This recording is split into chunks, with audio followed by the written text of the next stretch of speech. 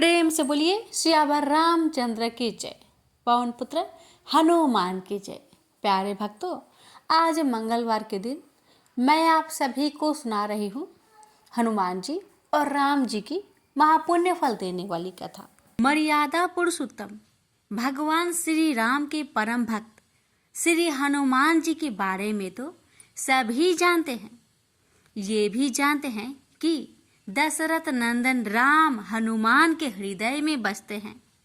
लेकिन क्या आपको यह पता है कि एक बार पवन सुत हनुमान राम जी से ही लड़ने पहुंच गए? हो सकता है भक्तों, ये कथा श्रवण करके आपको हैरानी होगी, लेकिन यह सत्य है और इस घटना का जिक्र श्री राम कथा में सुनने और पढ़ने को मिलता है। लेकिन इससे भी ज्यादा हैरान करने वाली बात यह है कि पवन सुत जब श्री राम से लड़ने के लिए तैयार हुए तो उन्होंने सौगंध भी मर्यादा पुरुष उत्तम की ही ली। तो आइए जानते हैं कि ऐसा क्या हुआ था कि श्री राम के परम भक्त पवन सुत को उनसे युद्ध करना पड़ा। कथा मिलती है कि एक बार सेमरू पर्वत पर सभी संतों की सभा का आयोजन हुआ। केवर्त देश के राज संकुत भी उसी सभा में सभी संतों का आशीर्वाद लेने जा रहे थे। रास्ते में उन्हें देव ऋषि नारद मिले। राजा सुकंद ने उन्हें प्रणाम किया। इस पर श्री नारद जी ने उन्हें आशीर्वाद देकर यात्रा का प्रयोजन पूछा। राजा सुकंद ने उन्हें संत सभा के आयोजन की बात बताई। इस पर नारद मुनि ने कहा, अच्छा है, संतों की सभा में जरूर जाना चाहिए। ऐसा कहकर सुकंद को जाने का आदेश दिया।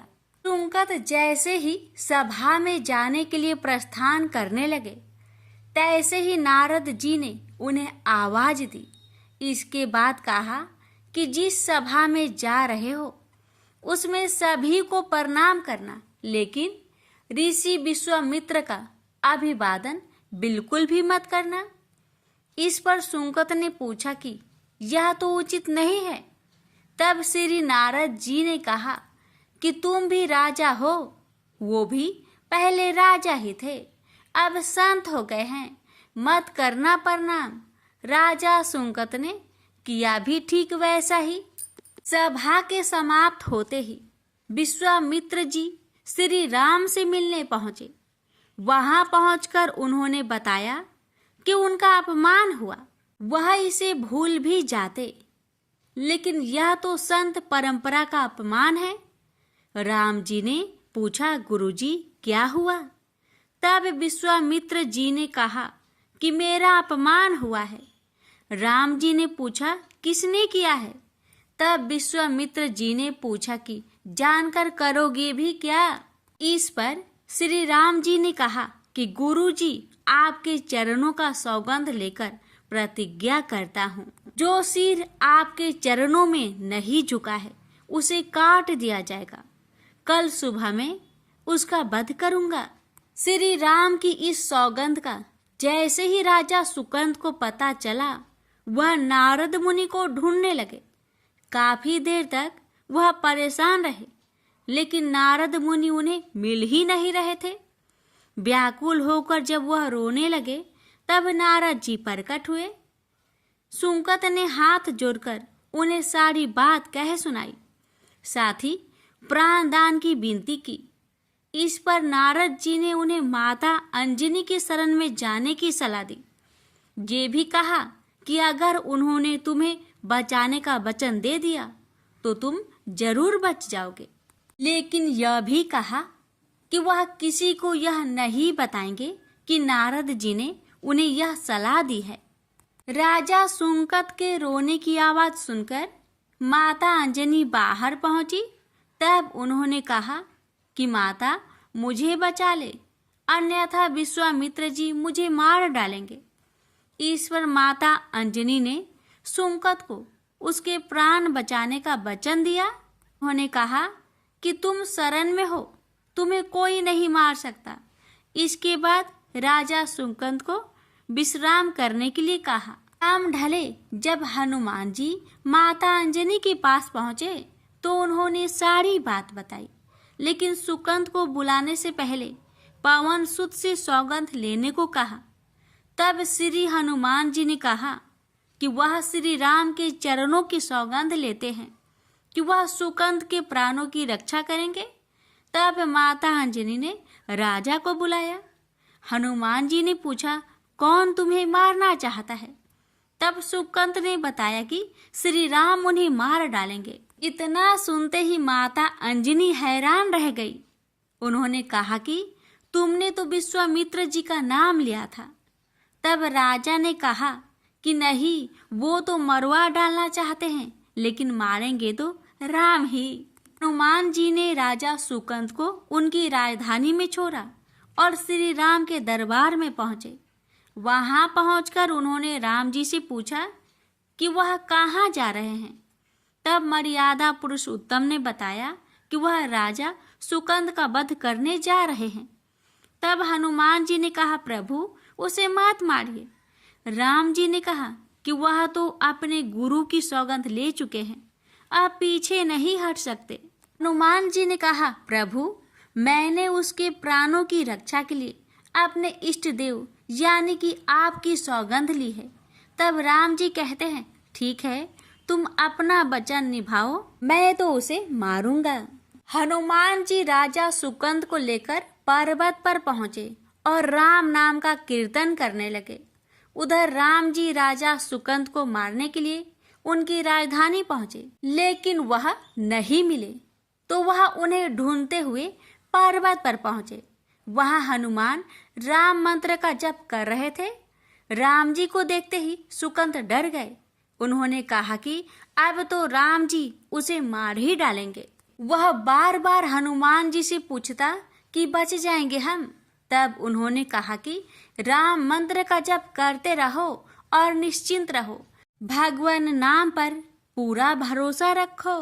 लेकिन वह काफी डरे हुए थे, तो हनुमान जी ने सुकंद को राम नाम मंत्र के घेरे में बैठा दिया। इसके बाद राम नाम जपने लगे। राम जी ने राजा सुकंद को देखकर जब बाण चलाना शुरू किया तो वह राम नाम के मंत्र के आगे विफल हो जाते।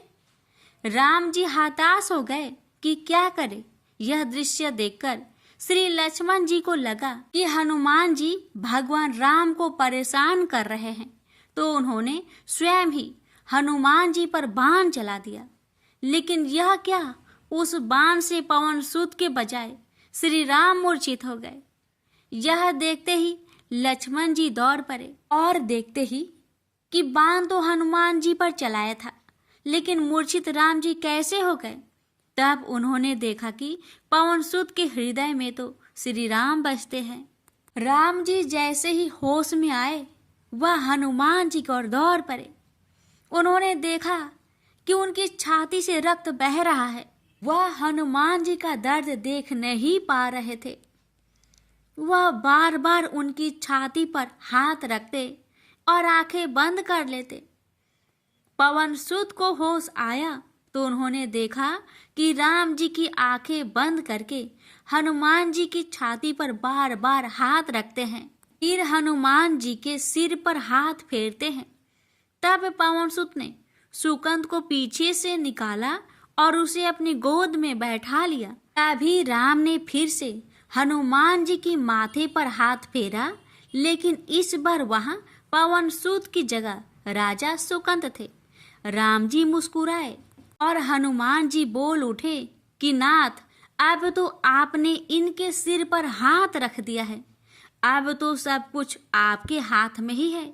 इसकी मृत्यु भी और जीवन भी आप ही सुकंद की जीवन की रक्षा करे। राम जी ने हनुमान जी से कहा कि जिसे तुम अपनी गोद में बैठा लो, उसके सिर पर तो मुझे हाथ रखना ही पड़ेगा। लेकिन गुरुजी को क्या जवाब देंगे?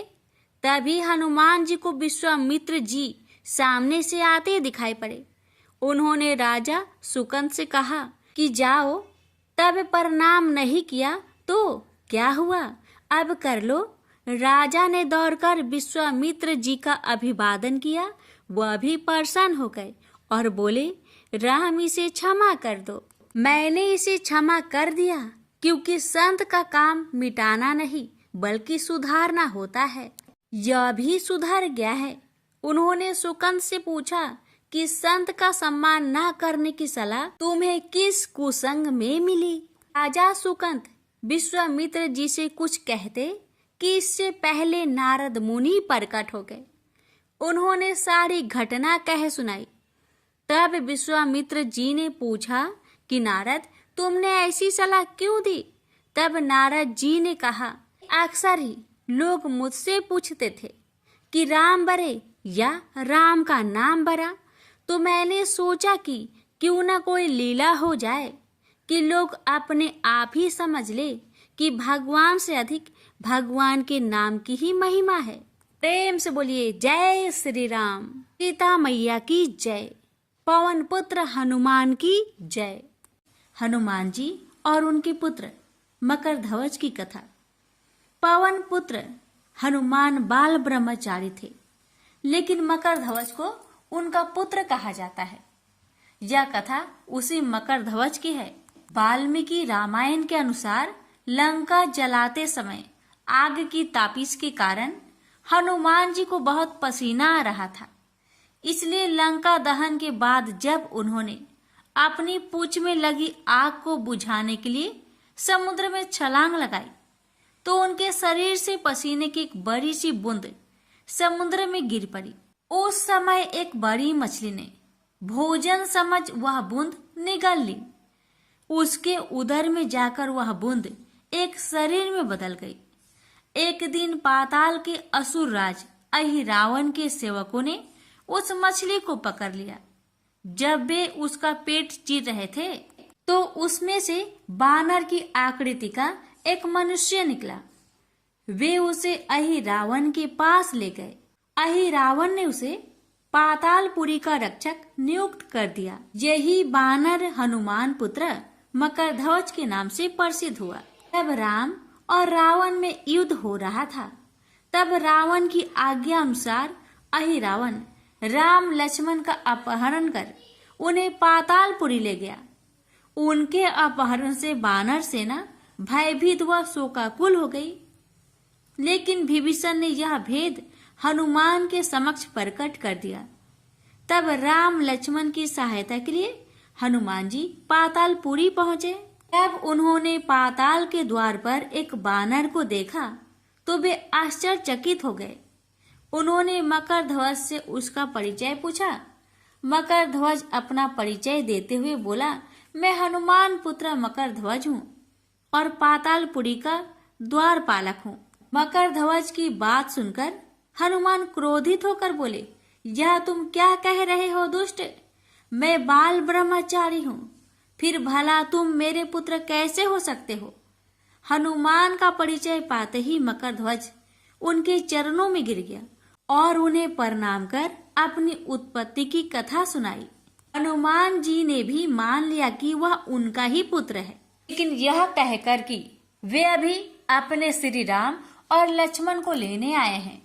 जैसे ही द्वार की ओर बढ़े वैसे ही मकरध्वज उनका मार्ग रोकते हुए बोला, पिताश्री, यह सत्य है कि मैं आपका पुत्र हूँ, लेकिन अभी मैं अपने स्वामी की सेवा में हूँ, इसलिए आप अंदर नहीं जा सकते। हनुमान ने मकरध्वज को अनेक प्रकार से समझाने का प्रयास किया, किंतु वह द्वार से नहीं हटा। तब दोनों में घोर युद्ध शुरू हो गया। देखते ही देखते हनुमान जी उसे अपनी पूंछ में बांधकर पाताल में प्रवेश कर गए। हनुमान सीधे देवी मंदिर में पहुंचे, जहां अहिरावण राम लक्ष्मण की बलि देने वाला था। हनुमान जी को देखकर चामुंडा देवी पाताल लोक से प्रस्थान कर गई। तब हनुमान जी देवी रूप धारण करके वहां स्थापित हो गए। कुछ देर के बाद अहिरावण वहां आया और पूजा अर्चना करके जैसे ही उसने राम लक्ष्मण की बलि देने के लिए तलवार उठाई, वैसे ही भयंकर गर्जना करते हुए हनुमान जी प्रकट हो गए और उसी तलवार से अहिरावण का वध कर दिया। उन्होंने राम लक्ष्मण को बंधन मुक्त किया। तब श्री राम ने पूछा, हनुमान, तुम्हारी पूंछ में यह कौन बंधा है? बिल्कुल तुम्हारे ही समान लग रहा है, इसे खोल दो। हनुमान ने मकर ध्वज का परिचय देकर उसे बंधन मुक्त कर दिया। मकर ध्वज ने श्री राम के समक्ष सिर झुका लिया। अब श्री राम ने मकर ध्वज का राज्य अभिषेक कर उसे पाताल का राजा घोषित कर दिया और कहा कि भविष्य में वह अपने पिता के समान दूसरों की सेवा करे। यह सुनकर मकर ध्वज ने तीनों को प्रणाम किया। तीनों उसे आशीर्वाद देकर वहां से प्रस्थान कर गए। इस प्रकार मकर ध्वज हनुमान का पुत्र कहलाए। तो प्रेम से बोलिए, पवन पुत्र हनुमान की जय। अब श्रवण करेंगे राम नाम की महिमा की बड़ी ही सुंदर कथा। लंकापति रावण के वध के बाद जब अयोध्यापति प्रभु श्री राम की कीर्ति दूर दूर तक फैल रही थी और वह मर्यादा पुरुषोत्तम कहलाने लगे, तब एक दिन महादेव शिव की इच्छा भी मर्यादा पुरुषोत्तम श्री राम से मिलने की हुई। पार्वती को संग लेकर महादेव कैलाश पर्वत उतरकर अयोध्या नगरी के रास्ते चल पड़े। भगवान शिव और माँ पार्वती को अयोध्या आया देखकर राम जी बहुत खुश हुए। माता जानकी ने उनका उचित आदर सत्कार किया और स्वयं भोजन बनाने के लिए रसोई में चली गई। इस बीच भगवान शिव ने श्री राम जी से पूछा, आपके सेवक हनुमान जी दिखाई नहीं पड़ रहे हैं? श्री राम बोले, वे बगीचे में हैं। शिव जी ने श्री राम जी से बगीचे में जाने की अनुमति मांगी और पार्वती जी का हाथ थामकर बगीचे में आ गए। बगीचे की खूबसूरती देखकर उनका मन मोहित हो गया। आम के एक घने वृक्ष के नीचे हनुमान जी दीन दुनिया से बेखबर गहरी नींद में सोए थे और एक लय में खराटे से राम नाम की ध्वनि उठ रही थी। चकित होकर शिव जी और माता पार्वती एक दूसरे की ओर देखने लगे। माता पार्वती मुस्कुरा उठी और वृक्ष की डालियों की ओर इशारा किया। राम नाम सुनकर पेड़ की डालियां भी झूमने लगी थी और इनके बीच से भी राम नाम उच्चारित हो रहा था। शिव जी इस राम नाम की धुन में मस्त मगन होकर खुद भी राम राम कहकर नाचने लगे। माता पार्वती जी ने भी अपने पति का अनुसरण किया और अपने कोमल पैर थिरकाने लगी। शिव जी और पार्वती जी के नृत्य से ऐसी झनकार उठी कि स्वर्ग लोक के देवतागण भी आकर्षित होकर बगीचे में आ गए और राम नाम की धुन में सभी मस्त हो गए। माता जानकी भोजन तैयार करके प्रतीक्षार्थ थी, परंतु संध्या घिरने तक भी अतिथि नहीं पधारे। तब अपने देवर लक्ष्मण जी को बगीचे में भेजा। लक्ष्मण जी तो स्वयं को श्री राम का सेवक ही मानते थे। अब बगीचे में आकर जब उन्होंने धरती पर स्वर्ग का नजारा देखा तो खुद भी राम नाम की धुन में झूम उठे। महल में माता जानकी परेशान हो रही थी कि अभी तक भोजन ग्रहण करने कोई भी क्यों नहीं आया। उन्होंने श्री राम जी से कहा, भोजन ठंडा हो रहा है, चलिए हम ही जाकर बगीचे में से सभी को ले आए। जब राम जी बगीचे में गए तो वहां राम नाम की धुन मची हुई थी। हनुमान जी गहरी नींद में सोए हुए थे और उनके खराटों से अभी तक राम नाम निकल रहा था। श्री राम भाव विहल हो उठे। राम जी ने हनुमान जी को नींद से जगाया और प्रेम से उनकी तरफ निहारने लगे।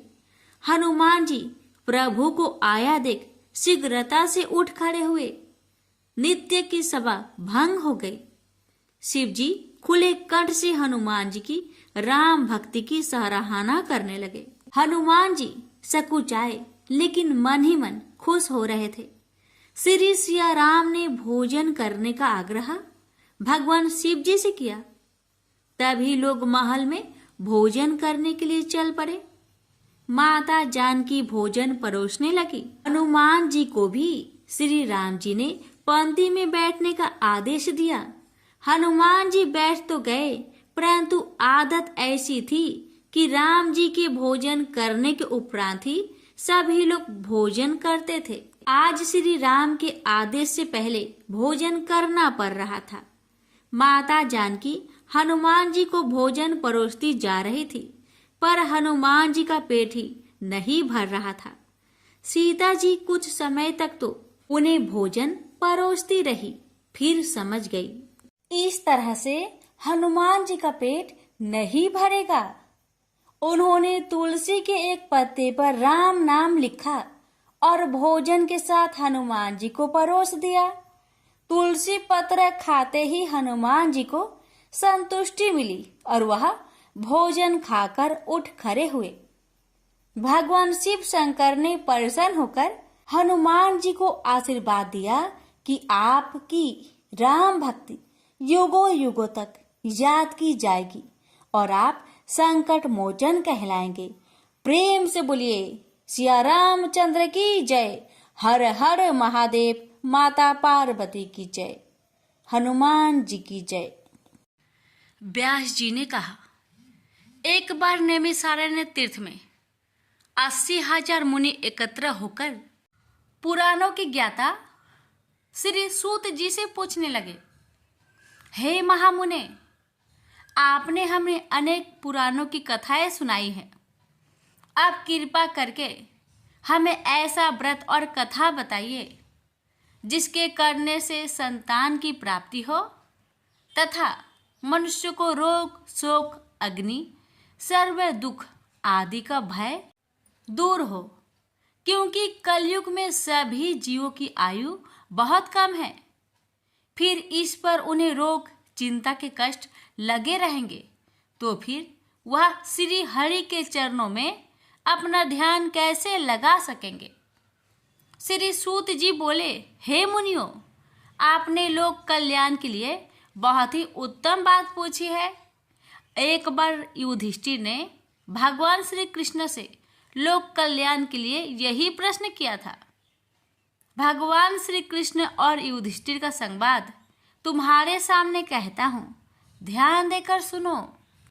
एक समय पांडवों की सभा में श्री कृष्ण जी बैठे हुए थे। तब युधिष्ठिर ने भगवान श्री कृष्ण से प्रश्न किया, हे प्रभु नंद नंदन गोविंद, आपने मेरे लिए अनेकों कथाएं सुनाई हैं। आज आप कृपा करके ऐसा व्रत या कथा सुनाइए जिसके करने से मनुष्य को रोग चिंता का भय समाप्त हो और उसको पुत्र की प्राप्ति हो। हे प्रभु, बिना पुत्र के जीवन व्यर्थ है। पुत्र के बिना मनुष्य नरकगामी होता है। पुत्र के बिना मनुष्य पितृ ऋण से छुटकारा नहीं पा सकता और ना ही उसका पुण्यक नामक नरक से उद्धार हो सकता है। अतः पुत्रदायक व्रत बतलाइए। श्री कृष्ण भगवान बोले, हे राजन, मैं एक प्राचीन इतिहास सुनाता हूँ, आप उसे ध्यान पूर्वक सुनो। कुंडलपुर नामक एक नगर था। उसमें नंदा नामक एक ब्राह्मण रहता था। भगवान की कृपा से उसके पास सब कुछ था, फिर भी वह दुखी था।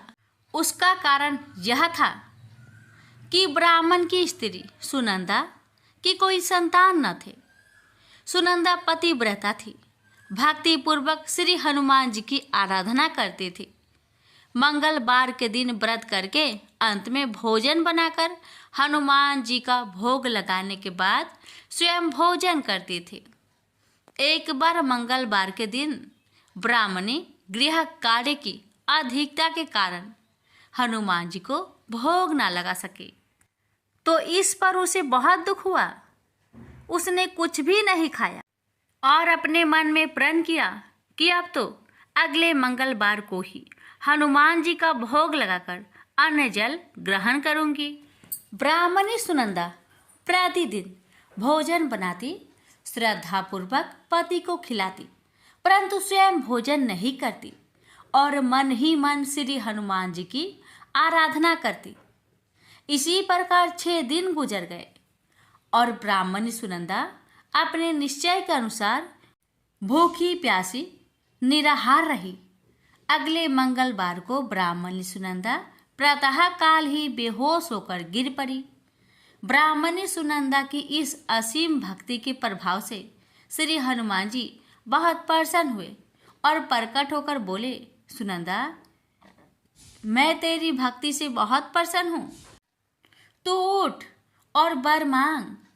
सुनंदा अपने आराध्य देव श्री हनुमान जी को देखकर आनंद की अधिकता से विह्वल हो श्री हनुमान जी के चरणों में गिरकर बोली, हे प्रभु, मेरे कोई संतान नहीं है, कृपा करके मुझे संतान प्राप्ति का आशीर्वाद दे, आपकी अति कृपा होगी। श्री महावीर जी बोले, तेरी इच्छा पूर्ण होगी, तेरे एक कन्या पैदा होगी, उसके अष्टांग प्रतिदिन सोना दिया करेंगे। इस प्रकार कहकर श्री महावीर जी अंतर्ध्यान हो गए। ब्राह्मणी सुनंदा बहुत हर्षित हुई और सभी समाचार अपने पति से कहा। ब्राह्मण देव कन्या का वरदान सुनकर कुछ दुखी हुआ, परंतु सोना मिलने की बात सुनी तो बहुत प्रसन्न हुआ। विचार किया कि ऐसी कन्या के साथ मेरी निर्धनता भी समाप्त हो जाएगी। श्री हनुमान जी की कृपा से वह ब्राह्मणी गर्भवती हुई और 10वें महीने में उसे बहुत ही सुंदर पुत्री प्राप्त हुई। यह बच्ची अपने पिता के घर में ठीक उसी तरह बढ़ने लगी जिस प्रकार शुक्ला पक्ष की चंद्रमा बढ़ता है। 10वें दिन ब्राह्मण ने उस बालिका का नामकरण संस्कार कराया। उसके कुल पुरोहित ने उस बालिका का नाम रत्नावली रखा, क्योंकि यह कन्या सोना प्रदान किया करती थी। इस कन्या ने पूर्व जन्म में बड़े ही विधान से मंगल देव का व्रत किया था। रत्नावली का अष्टांग बहुत सा सोना देता था। उस सोने से नंदा ब्राह्मण बहुत ही धनवान हो गया। अब ब्राह्मणी भी बहुत अभिमानी करने लगी। समय बीतता रहा। अब रत्नावली 10 वर्ष की हो चुकी। एक दिन जब नंदा ब्राह्मण प्रसन्नचित्त था, तब सुनंदा ने अपने पति से कहा, मेरी पुत्री रत्नावली विवाह की योग हो गई है, अतः आप कोई सुंदर तथा योग वर देकर इसका विवाह कर दे। यह सुन ब्राह्मण बोला, अभी तो रत्नावली बहुत छोटी है। तब ब्राह्मणी बोली, शास्त्रों की आज्ञा है कि कन्या 8वें वर्ष में गौरी, 9 वर्ष में रोहिणी, 10वें वर्ष में कन्या, इसके पश्चात रजवाला हो जाती है। गौरी के दान से पाताल लोक की प्राप्ति होती है, रोहिणी के दान से वैकुंठ लोक की प्राप्ति होती है, कन्या के दान से इंद्रलोक में सुखों की प्राप्ति होती है। अगर हे पतिदेव रजवाला का दान किया जाता है तो घोर नरक की प्राप्ति होती है। इस पर ब्राह्मण बोला, अभी तो रत्नावली मात्र 10 ही वर्ष की है और मैंने तो 16-16 साल की कन्याओं का विवाह कराए हैं, अभी जल्दी क्या है। तब ब्राह्मणी सुनंदा बोली, आपको तो लोभ अधिक हो गया है। शास्त्रों में कहा गया है कि माता पिता और बड़ा भाई रजवाला कन्या को देखते हैं तो वह अवश्य नरकगामी होते हैं। तब ब्राह्मण बोला, अच्छी बात है, कल मैं अवश्य ही योग वर की तलाश में अपना दूत भेजूंगा। दूसरे दिन ब्राह्मण ने अपने दूत को बुलाया और आज्ञा दी कि जैसी सुंदर मेरी कन्या है वैसा ही सुंदर वर उसके लिए तलाश करो। दूत अपने स्वामी की आज्ञा पाकर निकल पड़ा। पंपई नगर में उसने एक सुंदर लड़के को देखा। यह बालक एक ब्राह्मण परिवार का बहुत गुणवान पुत्र था। इसका नाम सोमेश्वर था। दूत ने इस सुंदर व गुणवान ब्राह्मण पुत्र के बारे में अपने स्वामी को पूर्ण विवरण दिया। ब्राह्मण नंदा को भी सोमेश्वर अच्छा लगा और फिर शुभ मुहूर्त में विधि पूर्वक कन्यादान करके ब्राह्मण ब्राह्मणी संतुष्ट हुए। परंतु ब्राह्मण के मन तो लोभ समाया हुआ था। उसने कन्यादान तो कर दिया था, पर वह बहुत खिन्न भी था। उसने विचार किया कि रत्नावली तो अब चली जाएगी और मुझे इससे जो सोना मिलता था वह अब मिलेगा नहीं। मेरे पास जो धन था कुछ तो इसके विवाह में खर्च हो गया, और जो शेष बचा है वह भी कुछ दिनों के पश्चात समाप्त हो जाएगा। मैंने तो इसका विवाह करके बहुत बड़ी भूल कर दी है। अब कोई ऐसा उपाय हो कि रत्नावली मेरे घर में ही बनी रहे, अपने ससुराल ना जावे। लोभ रूपी राक्षस ब्राह्मण के मस्तिष्क पर छाता जा रहा था। रात भर अपनी सैया पर बेचैनी से करवटें बदलते बदलते उसने एक बहुत ही क्रूर निर्णय लिया। उसने विचार किया कि जब रत्नावली को लेकर उसका पति सोमेश्वर अपने घर के लिए जाएगा तो वह मार्ग में छिपकर सोमेश्वर का वध कर देगा और अपनी लड़की को अपने घर ले आएगा, जिससे नियमित रूप से उसे सोना भी मिलता रहेगा और समाज का कोई मनुष्य उसे दोष भी नहीं दे सकेगा। प्रातःकाल हुआ तो नंदा और सुनंदा ने अपने जामाई तथा लड़की को बहुत सारा धन देकर विदा किया। सोमेश्वर अपनी पत्नी रत्नावली को लेकर ससुराल से अपने घर की तरफ चल दिया। ब्राह्मण नंदा महालोभ के वशीभूत हो अपने मति खो चुका था। पाप पुण्य को उसे विचार न रहा था। अपने भयानक व क्रूर निर्णय को कार्य रूप देने के लिए उसने अपने दूत को मार्ग में अपने जामाई का वध करने के लिए भेज दिया था, ताकि रत्नावली से प्राप्त होने वाला सोना उसे हमेशा मिलता रहे और वो कभी निर्धन ना हो। ब्राह्मण के दूत ने अपने स्वामी की आज्ञा का पालन करते हुए उसके जामाई सोमेश्वर का मार्ग में ही वध कर दिया।